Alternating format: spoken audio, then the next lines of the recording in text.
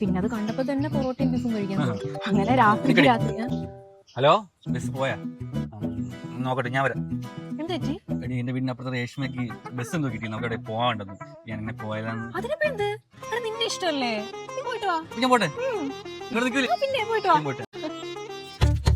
എന്നിട്ട് എന്തൊരു അവിടെ നിന്ന് പിന്നെ കൊറേ ഒന്നി വരോ.